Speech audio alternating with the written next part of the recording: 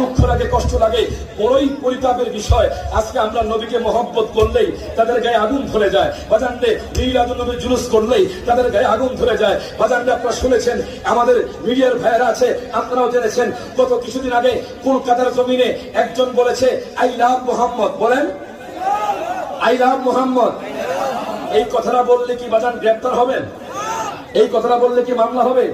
কি আশ্চর্যের বিষয়, বড়ই পরিতাপের বিষয়। কলকাতার জমিনের মধ্যে একজন যুবক বলেছিল আই লাভ মোহাম্মদ, তখন তার নামে এফআইআর হয়েছে, তখন তার নামে মামলা হয়েছে। বাজান অনেক হিন্দু ভাইকে জিজ্ঞেস করবেন, ও হিন্দু ভাই আপনি আমার নবীকে কেমন মহব্বত করেন? বলে আই লাভ মোহাম্মদ। আপনি গোলাম রব্বানী কাসিম ভাইকে জিজ্ঞেস করবেন, ও ভাই আপনি কেমন নবীকে মহব্বত করবেন? বলে আই লাভ মোহাম্মদ। আপনি তাহির হুজুরকে জিজ্ঞেস করবেন, হুজুর আপনি কেমন মহব্বত করেন? তখন তাহির হুজুর বলবে আই লাভ মোহাম্মদ।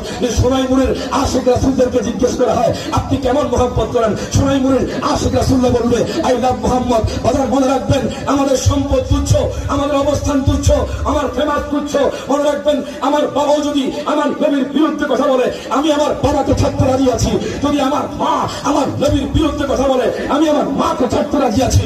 যদি আমার বিবি আমার নবীর বিরুদ্ধে কথা বলে আমি আমার বিবিকে ছাড়তে রাজি আছি। যদি আমার সন্তান আমার নবীর বিরুদ্ধে কথা বলে আমি আমার সন্তানকে রাজি আছি, আমি আমার সন্তানকে ছাড়তে রাজি আছি। কিন্তু নবীর আজমতে কটূক্তি হলে আমরা আমাদের জান দিতে প্রস্তুত আছি।